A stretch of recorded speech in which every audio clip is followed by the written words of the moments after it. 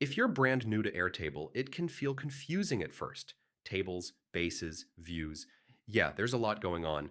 In this video, I'll show you how to use Airtable for beginners step by step in 2026, starting from zero and building up the right way. All right, first, go to airtable.com and create a free account. You can sign up with your email or Google. Once you're logged in, you'll see the Airtable dashboard.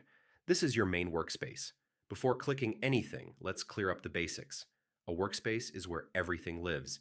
Inside a workspace, you create bases, and inside a base, you have tables. Think workspace, then base, then table. Simple. Now, create your first workspace. Click the option to add a workspace from the sidebar. Give it a clear name, like Personal Projects or Learning Airtable. Good naming keeps things organized later. Once the workspace is ready, create your first base. Click Create a Base and choose Start from Scratch. A base looks like a spreadsheet, but it's much more flexible.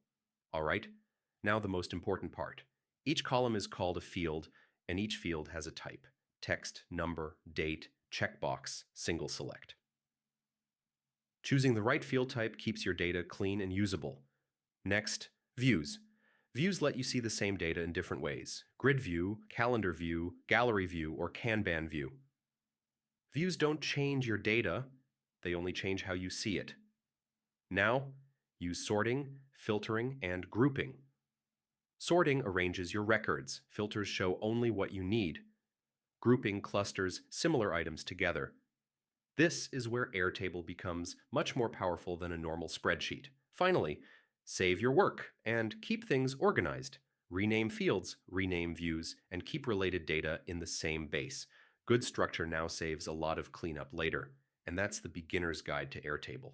Once you understand workspaces, bases, fields, and views, Airtable becomes simple and flexible. Take your time, experiment a little, and you'll pick it up faster than you think.